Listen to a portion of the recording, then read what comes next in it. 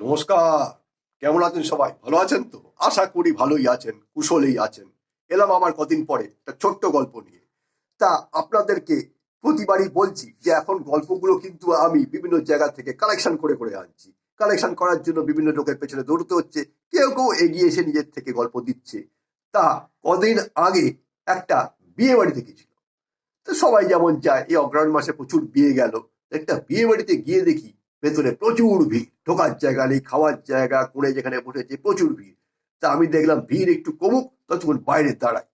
বাইরে দাঁড়িয়ে এসে দেখি ও মা, আমার এক পিসে মশাই বাইরে দাঁড়িয়ে আছে। আমি টুকটুক করে পেছনে গিয়ে দাঁড়িয়েছি।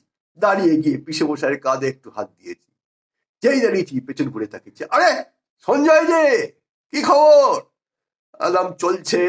আমি বুঝতে পারছি উনি এবারে কি রিয়াকশন দেবেন, কারণ ওনাকে আমি ফোন করে জানিয়েছিলাম যে পিসমশাই একটা চ্যানেল করেছি, একটু দেখবেন। ঠিক রিয়াকশন ঠিক শুরু হয়ে গেল। বলে, সঞ্জয় তোমাকে আমার একটা কথা বলার আছে। আমরা একটা কেন পিসমশাই, 10টা কথা বলুন। বলে হ্যাঁ, তোমার চ্যানেল এই যে ইউটিউবে। আমি বললাম পিসমশাই আর বলার দরকার নেই, আপনি কি কি বলবেন আমি বলে দিচ্ছি, আপনি শুধু মিলিয়ে দেখে নিন। আমার চ্যানেলটা মোটেই ভালো হয়নি, তাই তো? বলে হ্যাঁ হ্যাঁ ঠিক কথা, আমার চ্যানেলের গল্পগুলো শুনে কোনো মজা পাওয়া যাচ্ছে না। ঠিক কথা, আমার চ্যানেলের গল্প শুনে মনে কারো কোনো আনন্দ আসছে না। ঠিক কথা, আমার গল্পগুলো কালেকশন ভালো হয়নি। ঠিক কথা, আমার বলার ভঙ্গিমাগুলো ভালো নয়। ঠিক কথা, আমার উচ্চারণও ভালো হচ্ছে না, ইত্যাদি ইত্যাদি ইত্যাদি ইত্যাদি। বলবেন তো? বলে আরে একদম ঠিক, এই কথাগুলোই আমি তোমাকে বলতে যাচ্ছিলাম। বলে ভালো করেছেন, বলতে যাচ্ছিলেন, তাহলে আর বলার দরকার নেই, আমি বলে দিয়েছি, সব মিলিয়ে নিয়েছেন।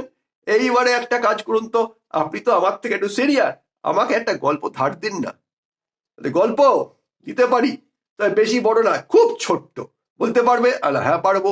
বলে শোনো তাহলে গল্পটা কি। একবার হয়েছে কি, এক ভদ্রলোক বাজারে যাওয়ার জন্য বেরোচ্ছেন থলে হাতে নিয়ে। বাড়ি, ফ্ল্যাট নয়, বাড়ি থেকে বাড়ির গেট খুলে বেরোচ্ছেন। ঠিক বেরোতে বেরোতে কিছু একটা ভদ্রলোক হয়তো বলেছেন কথা।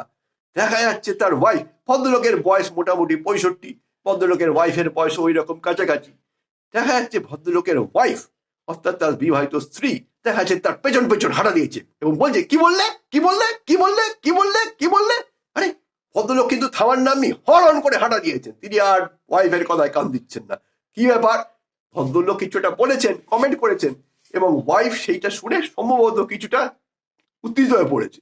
কারণ ভদ্রলোক কি বলেছেন সেইটা জানাটাই হচ্ছে আমাদের গল্প। গল্পটা কি, ভদ্রলোকের ওয়াইফ যখন ভদ্রলোক বাজারের দিকে যাচ্ছে তখন তাকে বলেছে যে তোমার মনে আছে কি কি জিনিস আনতে বলেছি? মুদিখানা থেকে ধনে, জিরে, হলুদ, শুকনো লঙ্কা, গরম মশলা। বাজার থেকে আলু, পেঁয়াজ, আদা, রসুন, ধনে পাতা, টমেটো। মনে থাকবে? আর কসমেটিক্সের দোকান থেকে আমার জন্য স্নো, ক্রিম, পাউডার, লিপস্টিক আর মাথায় দেওয়ার কলম। মনে থাকবে? ভদ্রলোক বললেন হ্যাঁ আমার সবকিছু মনে থাকবে। বলে ভদ্রলোক করেছেন কি, বাজার যাওয়ার জন্য একটু পেছন ঘুরেছেন। পেছন ঘুরেই উনি করছেন কি, বাতাসকে উদ্দেশ্য করে উনি একটা কথা বলেছেন। কি কথা? উনি বাতাসকে উদ্দেশ্য করে বলেছেন, কত স্বাদ যায় রে চিতে, গোদা পায়ে আলতা দিতেই। এই কথাটা বলেই উনি হাঁটা দিয়েছেন। ওনার ওয়াইফ শুনতে পেয়েছে এই কথাটা। আরে কি বললা, এই কথা কি বললে তুমি, কি বললে তুমি, কি বললে তুমি। আর ভদ্রলোকের থামার নাম নেই, সোজা একেবারে বাজারের দিকে। আমার পিসে মশাইয়ের গল্প এখানেই শেষ হলো। দ্যাটস অল, এর বেশি বাড়াবো না। আমার চ্যানেলটা যদি ভালো লাগে একটু সাবস্ক্রাইব করবেন, একটা লাইক বটন দেবেন, আর যদি ইচ্ছে হয় অল বটনটা টিপে দেবেন। আজকের মতো চলি। জয় হিন্দ, বন্দে মাতরম।